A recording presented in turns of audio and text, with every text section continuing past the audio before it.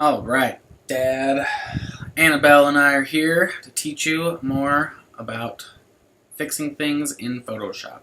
So, from Lightroom, right-click your photo. Say Edit in Photoshop.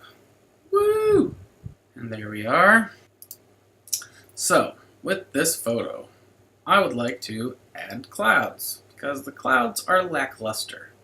This is definitely an art piece, not a photojournalistic piece. So this is a lot of cloning and clouds and stuff. So here we go. First I'm going to start by removing some objects. So I don't like the telephone pole, I don't like any of these lights, so we're going to go ahead and remove all that stuff. Now these are relatively small items in your background, however they are sharp, so it may cause problems, but we'll see.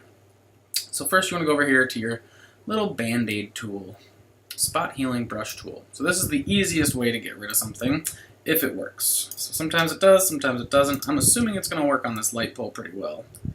You just paint over it and voila, see you later. So I'm going to just continue that down into here and it'll just keep cloning, and now that just looks like the regular junk that's with that trailer. Alright, this thing, that's part of the grass, but let's cut it off early. And just cut it off right there. Okay, we got another light pole here. This one's tricky because it's in this fern.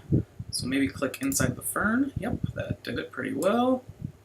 Take away that bar. Yep, it added some grass there, so it separated it itself. Awesome. Wham bam. Just chopping stuff off. Let's get rid of the street light back here.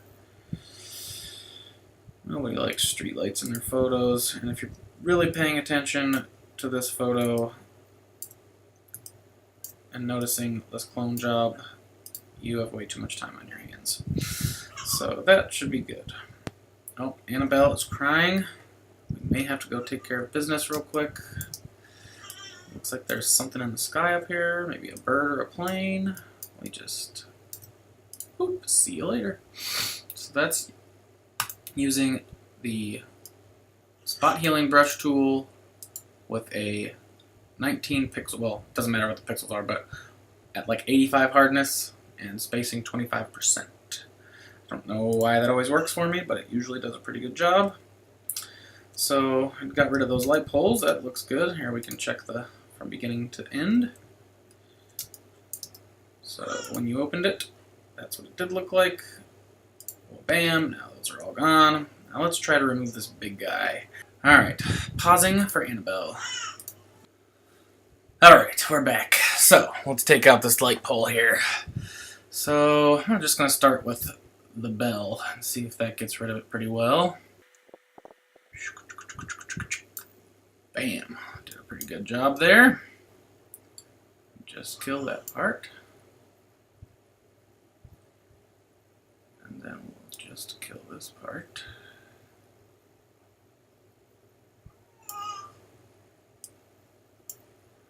Annabelle, I hear you.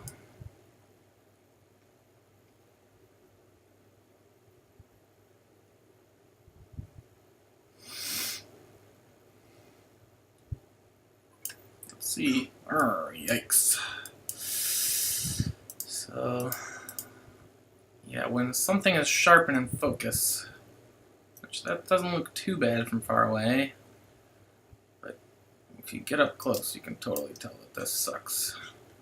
So what I'd probably end up doing is now using Annabelle. Hold on, going back to the baby. Okay, resume for probably the next 3.5 seconds. So I'm still just Apple J-ing this stuff, or Band-Aid tooling, or spot healing brush, whatever the hell it's called. Just kind of hitting little sections that look weird. So that looks pretty good, but for this part, I'm going to go to the clone stamp tool, or the clone tool, not the stamp tool. That's this little guy, or S, clone stamp tool. So, you designate a zone by holding down Option and clicking somewhere. So I want white peak here, so I'm just going to click right in the middle of this white. Right, oh. So right in there. Annabelle, Jean, I know, it's so sad. Alright, pausing again. Oh, right, we're back. She's sleeping. We're all good. Coming back to cloning. Alright, so your clone stamp tool. That makes a pretty definite clone. So you will see there's hard edges on our clone. So you see how those are hard edges there? And it doesn't really make up anything. So let's try doing that same Band-Aid tool, but instead do the healing brush tool. Okay, so that's going to do the same thing. It's going to use the selection option and click, and let's just fill in that little bit right there. And the size of your brush will determine what's going to happen with it. So now we're looking good. Let's paint in some of that, and did a pretty good job. Looks a little bit too dark, so maybe we got to select from here. We'll put that one in right there. Still a little dark. Maybe we'll just continue it down into here. There we go. Now it's starting to blend, and you can see it blend as it goes. And that should be pretty good. I might want to take just this little piece right here, option click, and put it right in there. That looks like mountains to me. Yeah, it's a little bit dark right here, but we can maybe lighten that up. Try taking that spot and just kind of painting over it. Yeah, not bad. Or we can go back to our regular tool, spot healing brush tool, and just kind of paint in that dark area, and it'll kind of make it up. Not bad. Still a little fuzzy though. I want some definition in there. So I'm going to try to grab a spot with definition with the healing brush tool. Let's just grab this white piece. Yeah.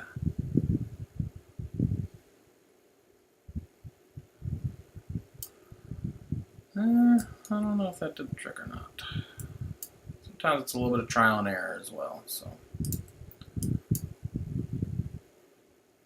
It still looks a little fuzzy to me. There we go. That's going to be our winner.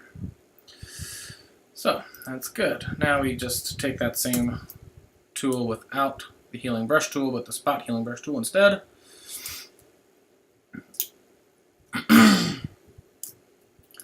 And just paint this bad boy out. It should pretty well replace it. There's also another way you can do this. Let's explore that just so we can do it. That's using either your magic wand or any way to make a selection. So there's a ton of ways to make a selection. This is a really almost the same color and has high contrast. So I'm just going to use the magic wand. Tolerance, sure, 30 looks good up there. So it looks like the wand wasn't working too well for me. I'm just going to use the marquee tool and select kind of a bigger range actually anyways, because with the tool that I'm about to use, the content aware fill, it does like a little bit of extra room. So I'm going to go all the way down into these leaves here. We're going to hope that this does a really good job filling in that area. Alright, are you ready? I forget what the actual thing is. I think it's edit, fill. Content aware, wham bam. Aw yeah, got rid of it. There's still some kind of weirdness going on in here, which I expected. But up here we're looking a little bit better, so that's good. Alright, so that's that. We're going to have to clean up this stuff, so just use your J tool, your spot healing brush, and just kind of paint out your halo. Alright, I'm going to paint out these power lines as well. Just kind of anything that looks off, just go over with the J tool. It usually fixes it pretty well. Nice. I'm going to be getting rid of this telephone pole anyway, so might as well just do that now. So for that one, I'm going to take my lasso tool, which is L. I'm just going to make a big broad selection around this. Now, this might not be the right thing to do, but we're going to try it and see how well it works. Shift F5, content aware fill. Bam. Not bad. did a pretty good job. That was with a terrible selection, so not bad at all. I just gotta kind of clean up this area here. No one will be the wiser. Alright, not too shabby. Looks like mountains over there, couldn't even tell. I don't know, nobody's gonna look over there. Alright, so we got rid of those power lines. Let's get rid of their little danglies here. And the smaller the selection, or your brush, I should say, on your J tool, your healing brush tool, the better. So if I can make a really accurate swipe, it'll do a lot better job of content-aware filling. And it will do a lot better job with your edges of things. It used to be really bad at the edges, but I think they've done some work on this tool because it's working really well for me today. Alright. Bam. Not bad. Oh, and just in case you want to use quick shortcuts, I love shortcuts. What I'm doing to change my brush size is I hold down Control and Option, or Control and Alt, and then click and drag, and your brush will become bigger or smaller. So that's how I'm doing that so quickly. You don't have to go up here and hit your thing, go to your size, hardness, etc., whatever. You can change all your hardness and spacing in here, but I don't need to generally. Alright, anyways, let's get to cracking on this stuff. This is going to be a little bit longer tutorial, so sorry for the waste of time, but wanted to kind of show you the ropes, these liney ropes.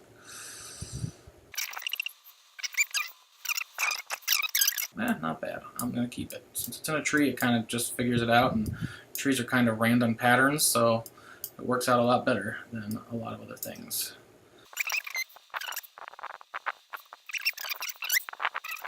Now you can also make a selection around these and do the content-aware autofill, but I just have better luck doing it freehand.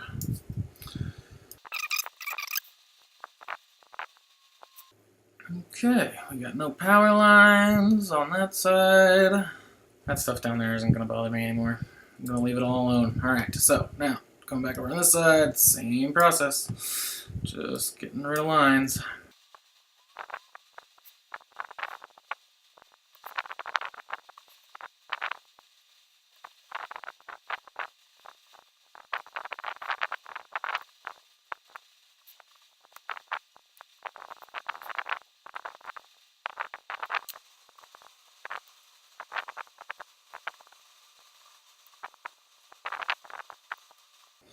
Okay, so I think that's going to be our final cloning problem. That got rid of all the junk in the way. Let's check our before and after. Before, yuck. After, yabba dabba.